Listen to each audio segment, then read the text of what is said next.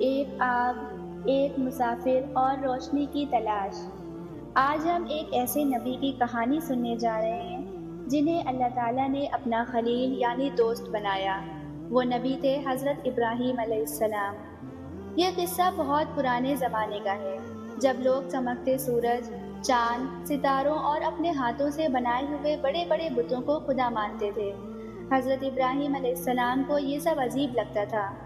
وہ بچپن سے ہی سچے اور سوچنے والے انسان تھے۔ وہ اکثر حیران ہو کر سوچتے، یہ کیسے خدا ہو سکتے ہیں جو نہ سنتے ہیں، نہ بولتے، نہ کسی کو فائدہ دے سکتے ہیں۔ انہوں نے بار بار اس کا اظہار بھی کیا، دوستوں سے پوچھا، بڑوں سے پوچھا، خاندان کے افراد سے پوچھا، لیکن کوئی ان کو مطمئن نہ کر سکا۔ حضرت ابراہیم علیہ السلام کے والد خود بت تراشتے تھے، انہیں پوچھتے تھے، ان پر قربانیاں چڑھاتے تھے۔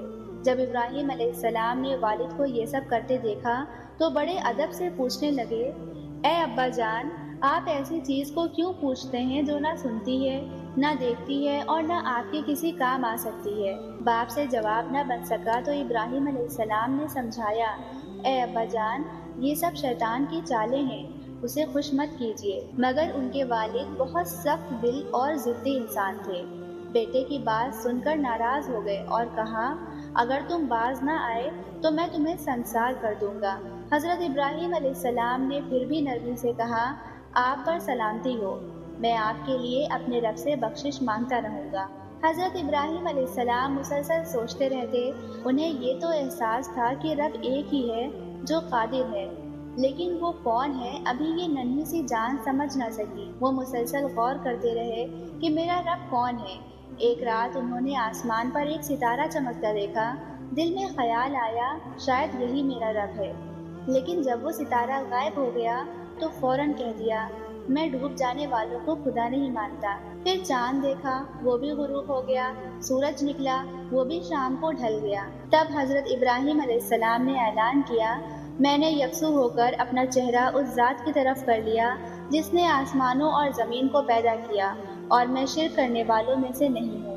ابراہیم علیہ السلام چاہتے تھے کہ یہ بات لوگ خود سوچیں۔ ایک روز جب ساری قوم عید منانے گاؤں سے باہر گئی، ابراہیم علیہ السلام ان کے بت خانے میں داخل ہو گئے۔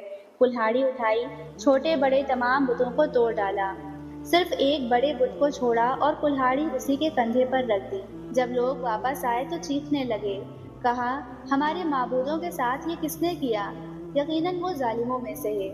سب نے کہا، یہ ابراہیم ہے جو ہمیشہ ہمارے خداؤں کے خلاف بولتا ہے۔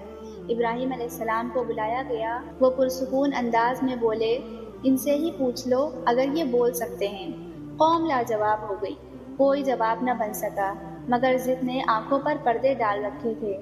وہ بولے، اس گستاخ کو جلا دو، ہمارے خداؤں کا بدلہ لو۔ انہوں نے ایک بہت بڑی آگ دہکائی، ایسی آگ کہ شعلے آسمان سے باتیں کر رہے تھے۔ ابراہیم علیہ السلام کو رسیوں سے باندھا گیا اور آگ میں پھینک دیا گیا۔ قوم نے تالیاں بجائیں، پجاری خوش ہوئے، مگر اللہ کو کچھ اور ہی منظور تھا۔ اللہ تعالیٰ نے حکم دیا، اے آگ، ابراہیم پر ٹھنڈی اور سلامتی والی ہو جا، اور پھر آگ ٹھنڈی ہو گئی۔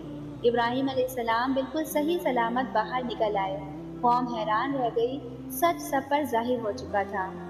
اس سچے واقعے سے ہمیں کیا سیکھنے کو ملتا ہے؟ یہ کہ جو سچ کو دل سے تلاش کرے، اللہ اسے سچائی تک ضرور پہنچاتا ہے۔ شرک سب سے بڑا گناہ ہے۔ اللہ کے ساتھ کسی کو شریک نہ کرو۔ نرمی، ادب اور علم کے ساتھ بات کرنا انبیاء کا طریقہ ہے۔ سچائی پر قائم رہنے والوں کو اللہ ہر مصیبت سے بچا لیتا ہے، چاہے وہ آگ ہی کیوں نہ ہو۔ اگلی قسط، خواب، فرمانبرداری اور فدیہ کی آزمائش۔